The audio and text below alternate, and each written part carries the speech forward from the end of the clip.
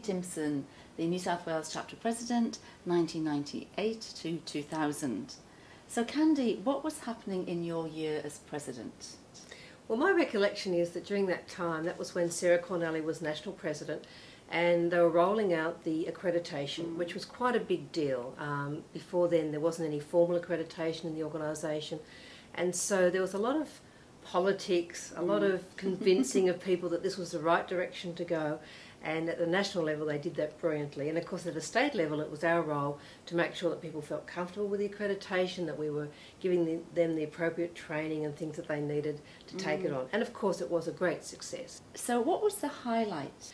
I think for me, you do come of age when you take on a role like that. I mean, becoming president of an association is a great learning opportunity. You really learn about what your weaknesses are and what your strengths are. And I think for me one of the best things was just that opportunity to grow myself as a speaker, and also because you're presenting on stage every month and you're emceeing and chairing meetings and meeting lots of people. And it certainly does give you credibility too. It's quite fascinating. Taking on a role like that, a lot of doors open for you that wouldn't normally open because people see you in a different light. So even though you're putting an enormous amount of hours as a volunteer, the truth, you know, you do get a lot of benefit from taking on a role like that. That's excellent. So Candy, how did you get started in the speaking business? Well, it's quite an interesting story, and I'll keep it short, but at the time I was the Lady Mayoress of Sydney, and I was doing my very first speech as the Lady Mayoress, and I was talking to a swap club, the City Swap, and I decided that I needed to raise money to help the street kids. And I remember I was doing this very impassioned speech and I was very excited, and at the appropriate time I paused and I said, "Now, City Swappers, I need you to raise $10,000, and I was all excited. I knew they were all going to rush and it was all going to happen. And nothing happened. When I asked them, you know, let's raise this money, there was this deadly silence. And I thought, oh, I've made a terrible mistake. And then suddenly at the back of the room, this man started moving in between the tables and he had something in his hand.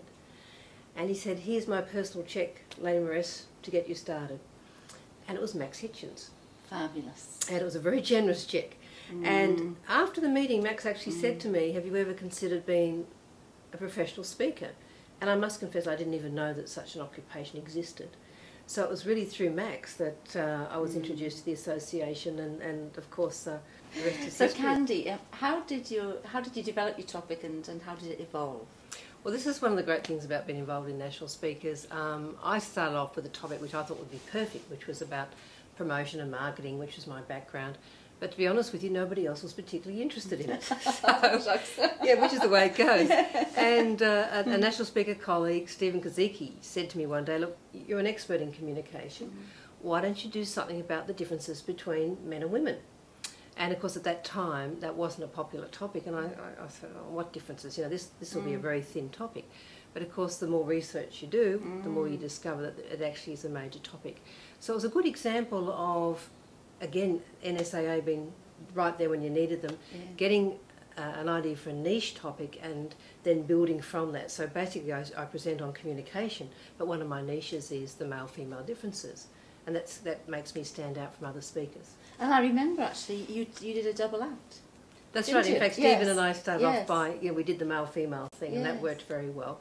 And then we've both gone on our own separate ways since then. But it's I think with a lot of these things, people think they have to have a topic straight away, and it took me probably 3 or 4 years before that topic developed. And then unfortunately, and then again, it takes another 3 or 4 years for people to hear about you and for it to take off. So these things don't happen overnight. So I've heard you say 7 years actually, is that right? Yes, well, and it's still going on. I mean, we all have periods where, like earlier this year, I thought, the phone was running hot. I thought, oh, finally, it's happened. And now things are quiet again, So it's like, it really is a cycle in this business. You can never stand still. With regards to your presidency, was there any kind of worst moment? Well, as I mentioned, we were introducing something new. It was accreditation. So I think with anything new, there's always resistance. People saying, why are we doing this? This is a waste of time. We're going to lose a lot of members. And we did. But what happened was it really lifted the bar. And so I think the association is a much stronger association because of that. So, a lot of politics. There were quite a few upset people at the time.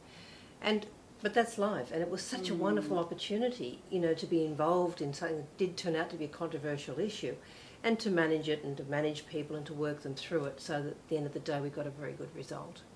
And you did, well done, yes. So Candy, what do you wish you'd known then that you now know?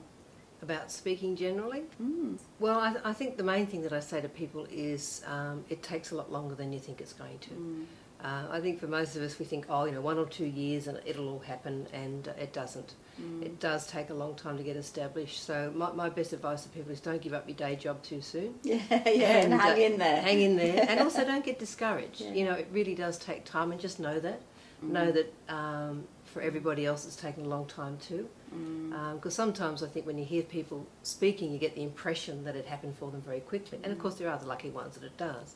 But I think for most of us it's like any new business. It takes 5 to 7 years to get established, and you really are starting from scratch. And there's a lot of pieces that have to be put in place. So what, Candy, is the one must that you would suggest for professional speakers to be even more successful?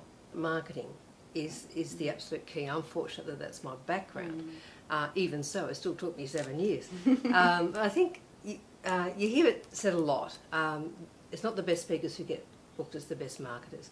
If people don't know about you, they're not going to book you. So you need to be good at networking, you need to be good at getting in the news, you need to be good at putting your product together and promoting yourself so that people know who you are and how to contact you. What are your thoughts on having product? Well, I've got a garage full of it, so if anybody would like some, please contact me. I think one of the things that's great about product is that these days you don't have to produce a lot. In fact, I've discovered it's a lot cheaper to do a reprint than it is to pay for storage. So I think the key with product is it's important to have it. Books do give you credibility, but don't print 5,000 copies. You know, consider getting some initial copies done and see how they go. It's not easy to get books distributed, so you need to consider how you're going to do that. There's so many elements to it, but there's no doubt about it. Products give you credibility, and a lot of our speakers make a lot of money out of products. You also have to know how to sell them and how to market them. Yes, otherwise, as you say, a garage full of books. Yes, well, I actually had a garage sale the other day, and I shifted a few, but there's still, you know, we can barely get in the garage for all these products. So. And lastly, a top tip. What would be your top tip?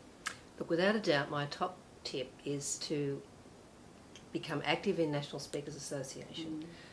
It has fast-tracked my career so much. The people that you meet, the contacts, the ideas, the honesty, it's just worth it. And of course, it is so much now an international community. And the opportunities as you grow as a speaker to meet with other speakers around the world and to become part of that international community is very, very exciting. And so, whether it's at a state level, a national level or an international level, the National Speakers Association, I think, is one of the best organisations I've ever belonged to. Definitely, so join the committee, get active. Give and you shall receive. That's so true.